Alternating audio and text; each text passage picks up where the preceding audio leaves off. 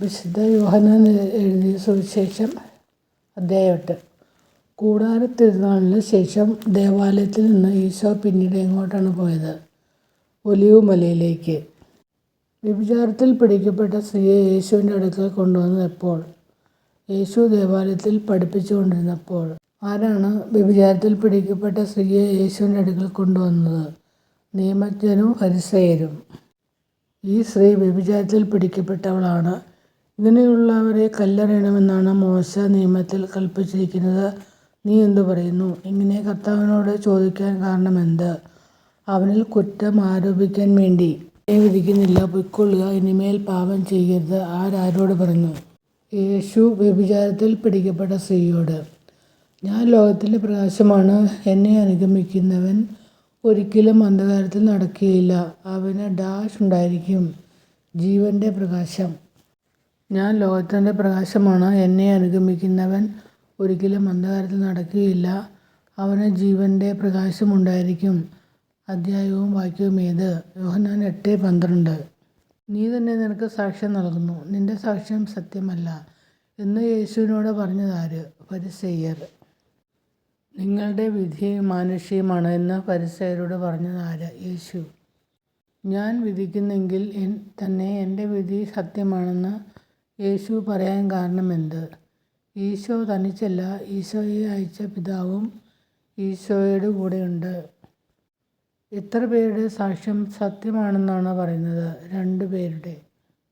യേശുവിനെക്കുറിച്ച് സാക്ഷ്യം നൽകുന്ന 2 പേർ ആരെല്ലാം എന്നാണ് യേശു പറയുന്നത്? താനും തന്നെ അയച്ച പിതാവും. ദേവാലയത്തിൽ പഠിപ്പിച്ചുകൊണ്ടിരുന്ന യേശുവിനെ ആരും പിടിച്ചില്ല. കാരണമെന്ത്? അവൻ്റെ സമയം ഇനിയും വന്നു ചേർന്നിട്ടില്ലായിരുന്നു. യേശു യഹൂദരോട് പറഞ്ഞു, ഞാൻ മുകളിൽ നിന്നുള്ളവനും നിങ്ങൾ എന്നാണ് പറഞ്ഞത്. താഴെ നിന്നുള്ളവർ. എന്തുകൊണ്ടാണ് നിങ്ങൾ നിങ്ങളുടെ പാപങ്ങളിൽ തന്നെ മരിക്കുമെന്ന് ഈശോ പറഞ്ഞത്? ഞാൻ തന്നെ എന്ന് വിശ്വസിക്കുന്നില്ലെങ്കിൽ. തന്നെ അയച്ചവനെക്കുറിച്ച് ഈശോ എന്താണ് പറഞ്ഞത്? എന്നെ അയച്ചവൻ സത്യവാനാണ്. എപ്പോഴാണ് ഞാൻ തന്നെ എന്നും ഞാൻ സ്വമേധയാ ഒന്നും പ്രവർത്തിക്കുന്നില്ല, എൻ്റെ പിതാവ് എന്നെ പഠിപ്പിച്ചതുപോലെ ഇക്കാര്യങ്ങൾ ഞാൻ സംസാരിക്കുന്നു എന്ന് നിങ്ങൾ മനസ്സിലാക്കുമെന്ന് പറഞ്ഞത്? നിങ്ങൾ മനുഷ്യപുത്രനെ ഉയർത്തിക്കഴിയുമ്പോൾ. അവിടുന്ന് എന്നെ തനിയെ വിട്ടിരിക്കുകയല്ല എന്നതിൻ്റെ കാരണമായി ഈശോ പറയുന്നത് എന്താണ്? ഞാൻ എപ്പോഴും അവിടത്തേക്ക് ഇഷ്ടമുള്ളത് പ്രവർത്തിക്കുന്നു. എന്നെ അയച്ചവൻ എന്നോട് കൂടെയുണ്ട്. അവിടുന്ന് എന്നെ തനിയെ വിട്ടിരിക്കുകയല്ല, കാരണം ഞാൻ എപ്പോഴും അവിടത്തേക്ക് ഇഷ്ടമുള്ളത് പ്രവർത്തിക്കുന്നു എന്ന് പറഞ്ഞപ്പോൾ എന്താണ് സംഭവിച്ചത്? വളരെ പേർ യേശുവിനെ വിശ്വസിച്ചു. എന്തിൽ നിലനിൽക്കുന്നുവെങ്കിലാണ് നിങ്ങൾ എൻ്റെ ശിഷ്യന്മാരാകുന്നത്? യേശുവിൻ്റെ വചനത്തിൽ. എൻ്റെ വചനത്തിൽ നിലനിൽക്കുന്നുവെങ്കിൽ നിങ്ങൾ യഥാർത്ഥത്തിൽ എൻ്റെ ശിഷ്യരാണ് എന്ന് യേശു പറഞ്ഞത് ആരോടാണ്? തന്നിൽ വിശ്വസിച്ച യഹൂദരോട്. നിങ്ങൾ സത്യം അറിയുകയും സത്യം നിങ്ങളെ സ്വതന്ത്രരാക്കുകയും ചെയ്യും. അധ്യായവും വാക്യവും ഏത്? യോഹന്നാൻ 8:32. ഞങ്ങൾ അബ്രാഹത്തിൻ്റെ സന്തതികളാണ്. ഞങ്ങൾ ഒരിക്കലും ആരുടെയും അടിമകളായിരുന്നിട്ടില്ല. യേശുവിനോട് ഇങ്ങനെ പറഞ്ഞത് ആരാണ്? യഹൂദർ. പാപം ചെയ്യുന്നവൻ എന്തിൻ്റെ അടിമയാണ്? പാപത്തിൻ്റെ. ആരാണ് എക്കാലവും ഭവനത്തിൽ വസിക്കാത്തത്? അടിമ. പുത്രൻ നിങ്ങളെ സ്വതന്ത്രരാക്കിയാൽ നിങ്ങൾ യഥാർത്ഥത്തിൽ സ്വതന്ത്രരാകും എന്ന് യേശു പറഞ്ഞത് ആരോടാണ്? യഹൂദരോട്. നിങ്ങൾ അബ്രാഹത്തിൻ്റെ മക്കളാണെങ്കിൽ പ്രവൃത്തികൾ ചെയ്യുമായിരുന്നു. അബ്രാഹത്തിൻ്റെ പ്രവൃത്തികൾ. ആര് നിങ്ങളുടെ പിതാവായിരുന്നുവെങ്കിൽ നിങ്ങൾ എന്നെ സ്നേഹിക്കുമായിരുന്നു എന്നാണ് യേശു പറയുന്നത്. ദൈവം നിങ്ങളുടെ പിതാവായിരുന്നെങ്കിൽ. ആദ്യം മുതൽ കൊലപാതകയായിരുന്നത് ആര്? പിശാച്. അവൻ നുണയനും നുണയുടെ പിതാവുമാണ്. ആര്? പിശാച്. എന്തുകൊണ്ടാണ് ജനങ്ങൾ എന്നെ വിശ്വസിക്കാത്തതെന്നാണ് ഈശോ പറയുന്നത്? ഞാൻ സത്യം പറയുന്നതുകൊണ്ട്. ദൈവത്തിൽ നിന്നുള്ളവൻ എന്ത് ശ്രവിക്കുന്നു എന്നാണ് യേശു പറയുന്നത്? ദൈവത്തിൻ്റെ വാക്ക്. നീ ഒരു സമാരിയാക്കാരനാണെന്നും നിന്നിൽ പിശാചുണ്ടെന്നും ഞങ്ങൾ പറയുന്നത് ശരിയല്ലേ എന്ന് യേശുവിനോട് പറഞ്ഞതാര്? യഹൂദർ. എൻ്റെ വചനം പാലിക്കുന്നവന് ഒരിക്കലും എന്തുണ്ടാവുകയില്ല എന്നാണ് യേശു പറയുന്നത്. മരിക്കുകയില്ല. എൻ്റെ വചനം പാലിക്കുന്നവൻ ഒരിക്കലും മരിക്കുകയില്ല എന്ന് യേശു പറഞ്ഞപ്പോൾ യഹൂദർ പറഞ്ഞത് എന്താണ്? നിനക്ക് പിശാചുണ്ടെന്ന് ഇപ്പോൾ ഞങ്ങൾക്ക് വ്യക്തമായിരിക്കുന്നു. ഞങ്ങളുടെ പിതാവായ അബ്രാഹത്തേക്കാൾ വലിയവനാണോ നീ? ആരോട് ചോദിച്ചു? യഹൂദന്മാർ യേശുവിനോട്. എന്ത് ചെയ്താലാണ് തൻ്റെ മഹത്വത്തിന് വിലയില്ല എന്ന് ഈശോ പറഞ്ഞത്? ഞാൻ എന്നെ തന്നെ മഹത്വപ്പെടുത്തിയാൽ. നിനക്ക് ഇനിയും വയസ്സായിട്ടില്ല, എന്നിട്ടും നീ അബ്രാഹത്തെ കണ്ടുവന്നു. എത്ര വയസ്സ്? 50 വയസ്സ്. അപ്പോൾ യഹൂദർ യേശുവിനെ എറിയാൻ കല്ലുകളെടുത്തു. എപ്പോൾ? അബ്രാഹം ഉണ്ടാവുന്നതിന് മുമ്പ് ഞാനുണ്ട് എന്ന് യേശു പറഞ്ഞപ്പോൾ. യഹൂദർ യേശുവിനെ എറിയുവാൻ കല്ലുകളെടുത്തു. അപ്പോൾ യേശു എന്തു ചെയ്തു? യേശു അവരിൽ നിന്ന് മറിഞ്ഞ് ദേവാലയത്തിൽ നിന്ന് പുറത്തുപോയി.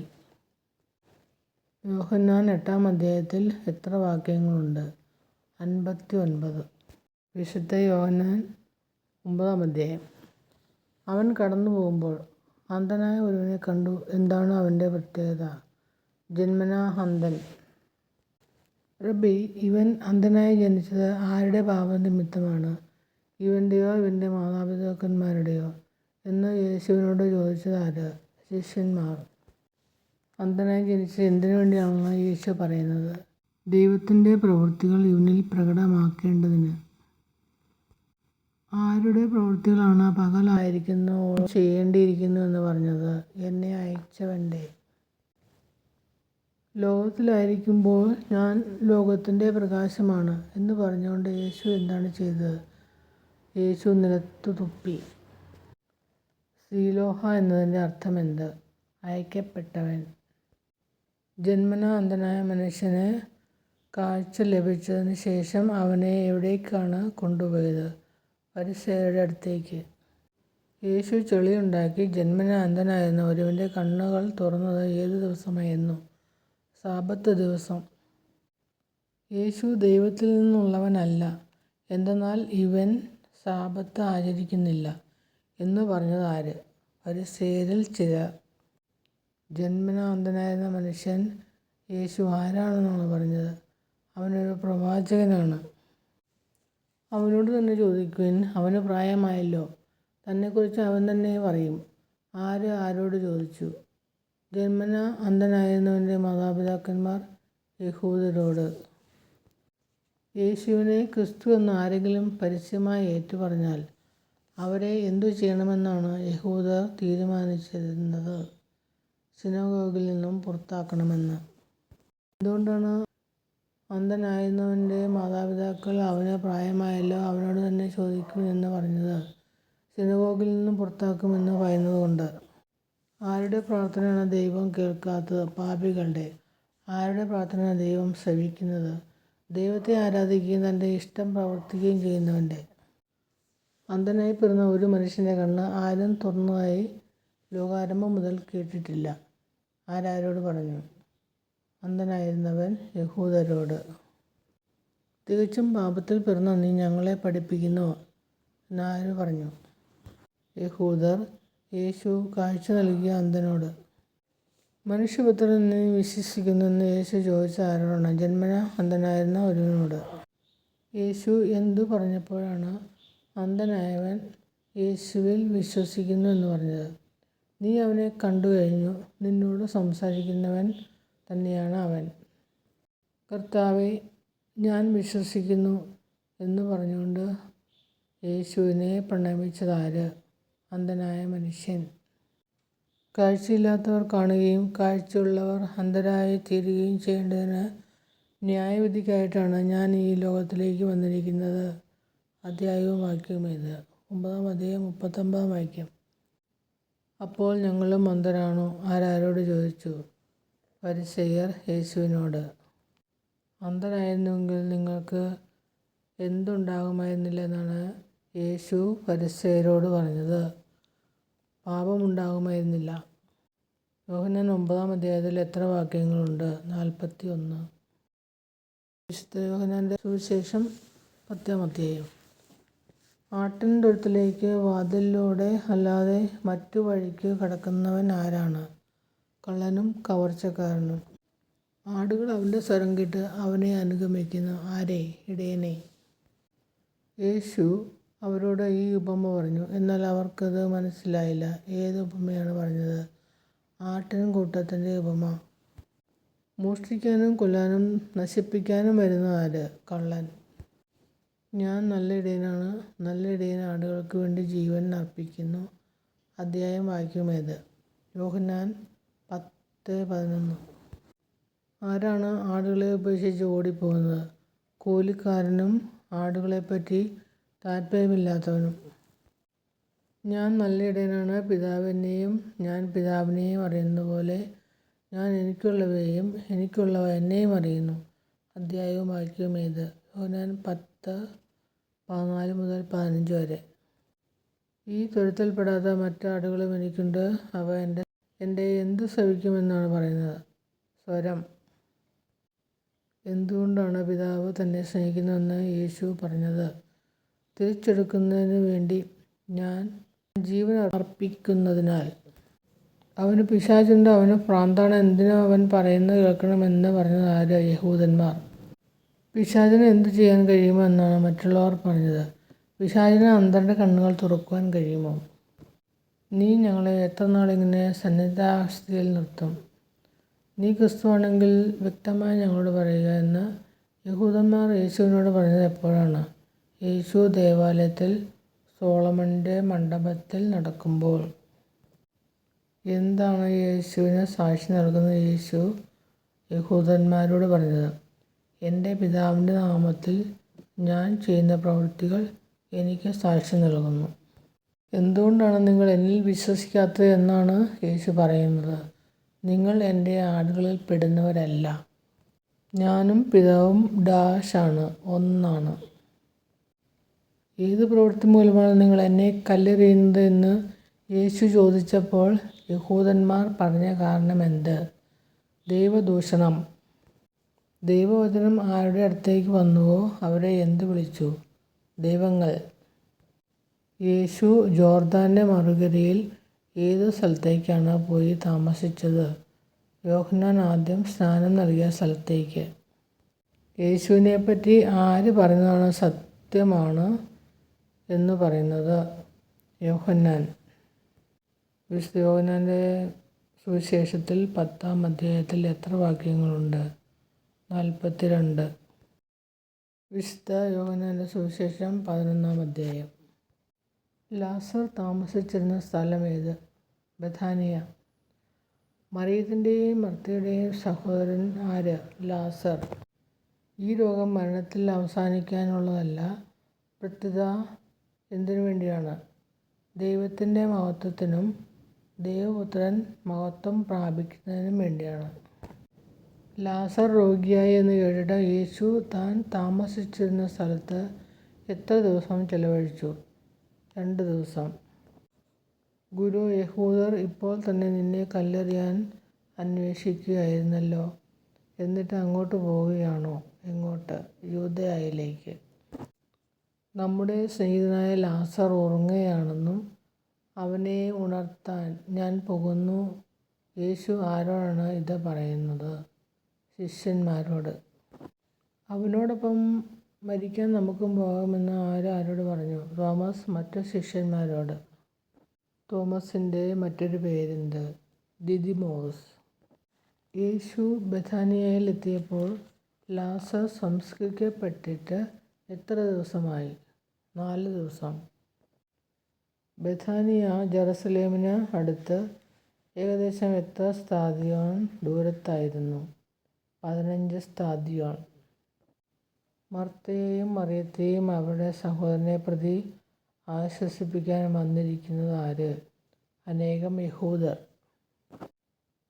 യേശു ലാസറിൻ്റെ വീട്ടിൽ വരുന്നുണ്ടെന്നറിഞ്ഞ് അവനെ സ്വീകരിക്കാൻ വന്നതാര്? മർത്ത. കർത്താവേ, നീ ഇവിടെ ഉണ്ടായിരുന്നെങ്കിൽ എൻ്റെ സഹോദരൻ മരിക്കുകയില്ലായിരുന്നു. എന്നാൽ നീ ചോദിക്കുന്നതെന്തും ദൈവം നിനക്ക് തരുമെന്ന് എനിക്കറിയാം. ആരോട് പറഞ്ഞു? മർത്ത യേശുവിനോട്. നിന്റെ സഹോദരൻ ഉയിർത്തെഴുന്നേൽക്കുമെന്ന് യേശു ആരോടാണ് പറഞ്ഞത്? മർത്തയോട്. എപ്പോഴാണ് ലാസർ ഉയിർത്തെഴുന്നേൽക്കുമെന്ന് മർത്ത യേശുവിനോട് പറഞ്ഞത്? അന്ത്യദിനത്തിലെ പുനരുത്ഥാനത്തിൽ അവർ ഉയിർത്തെഴുന്നേൽക്കുമെന്ന്.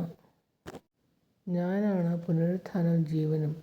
എന്നിൽ വിശ്വസിക്കുന്നവൻ മരിച്ചാലും ജീവിക്കും.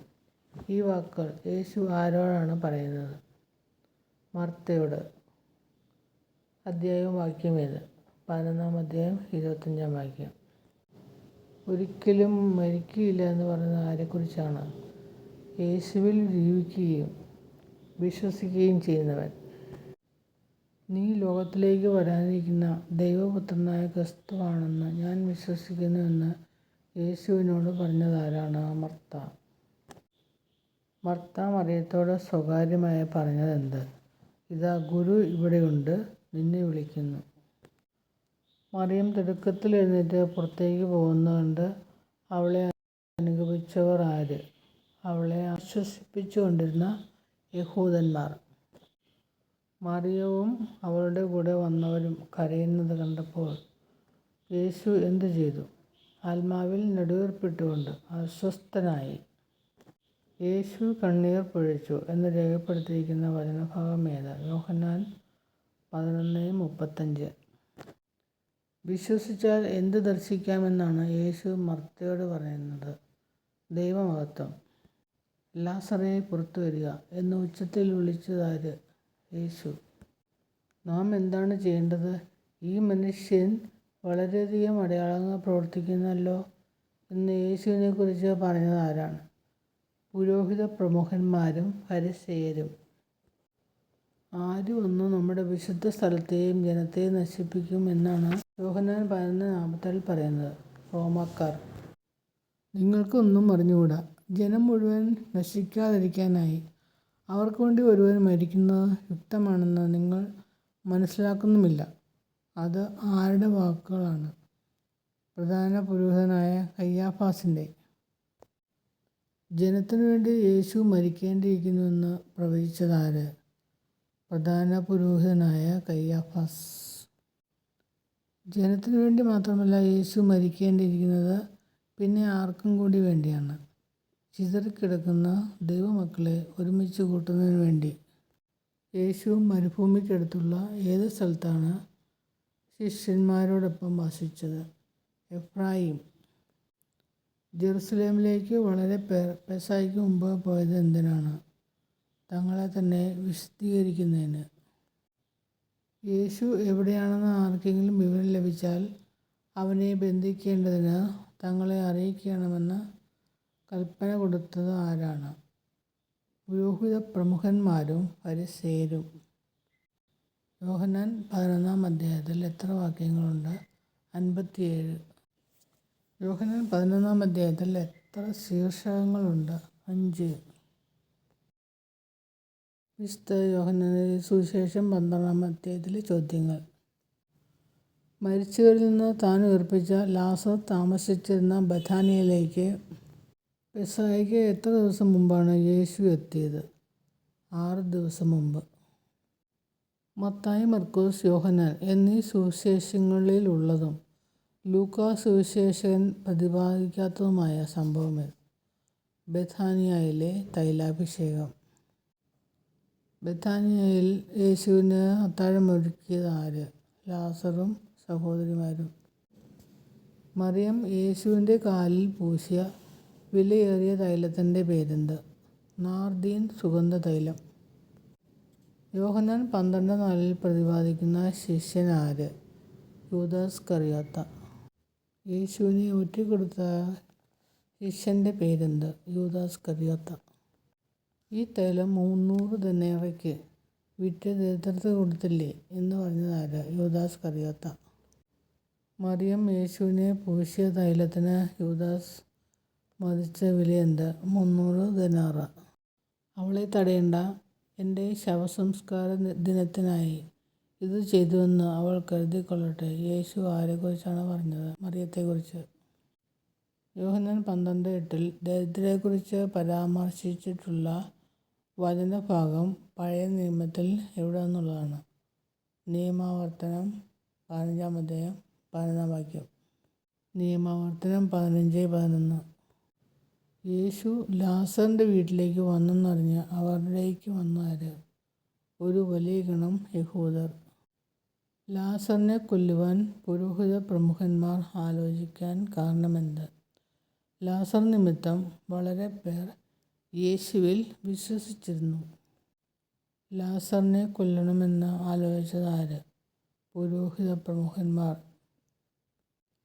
ഈന്തപ്പനയുടെ കൈകളുമായി എതിരേറ്റതാരെ? യേശുവിനെ. 12-ാം അധ്യായത്തിൽ എത്ര തലക്കെട്ടുകളുണ്ട്? 5. യേശു ജെറുസലേമിലേക്ക് വരുന്നെന്ന് കേട്ട് തിരുനാളിന് വന്ന ജനക്കൂട്ടം എന്തെടുത്തുകൊണ്ടാണ് യേശുവിനെ എതിരേറ്റത്? ഈന്തപ്പനയുടെ കൈകൾ എടുത്തുകൊണ്ട്. ജെറുസലേമിലേക്ക് വന്ന യേശുവിനെ എന്തു പറഞ്ഞുകൊണ്ടാണ് ജനക്കൂട്ടം എതിരേറ്റത്? ഹോസാന, കർത്താവിൻ്റെ നാമത്തിൽ വരുന്നവനും ഇസ്രായേലിൻ്റെ രാജാവുമായവൻ വാഴ്ത്തപ്പെട്ടവൻ. യോഹന്നാൻ 12:13 പരാമർശിക്കുന്ന പഴയ നിയമഭാഗമേത്? സങ്കീർത്തനം 118, 26-27. യോഹന്നാൻ 12:15 സമാനമായ വാക്യം പഴയ നിയമത്തിൽ എവിടെയാണ്? സഖറിയ 9:9. യേശു പറഞ്ഞ പല കാര്യങ്ങളും ശിഷ്യന്മാർക്ക് മനസ്സിലാക്കാൻ കഴിഞ്ഞത് എപ്പോഴാണ്? യേശു മഹത്വം പ്രാപിച്ചപ്പോൾ. ലാസറിനെ മരിച്ചവരിൽ നിന്ന് ഉയർപ്പിച്ചപ്പോൾ അവനോടൊപ്പം ഉണ്ടായിരുന്ന ആരാണ് പിന്നീട് അവന് സാക്ഷ്യം നൽകിയത്? ജനക്കൂട്ടം. നമുക്ക് ഒന്നും ചെയ്യാൻ സാധിക്കുന്നില്ലെന്ന് കാണുന്നില്ലേ? ലോകം അവൻ്റെ പിന്നാലെ പോയി കഴിഞ്ഞു എന്ന് യേശുവിനെക്കുറിച്ച് പറഞ്ഞതാര്? ഫരിസേയർ പരസ്പരം പറഞ്ഞു. ഫിലിപ്പോസ് എവിടെയുള്ള ആളായിരുന്നു? ഗലീലയിലെ ബെത്സയിദയിൽ നിന്ന്. ഗ്രീക്കുകാർ യേശുവിനെ കാണാൻ ആഗ്രഹിക്കുന്നുവെന്ന് യേശുവിനെ അറിയിച്ചതാര്? അന്ത്രയോസും ഫിലിപ്പോസും. യോഹന്നാൻ 12:24 അന്ത്രയോസിനോടും ഫിലിപ്പോസിനോടുമായി യേശു പറഞ്ഞ വചനമേത്?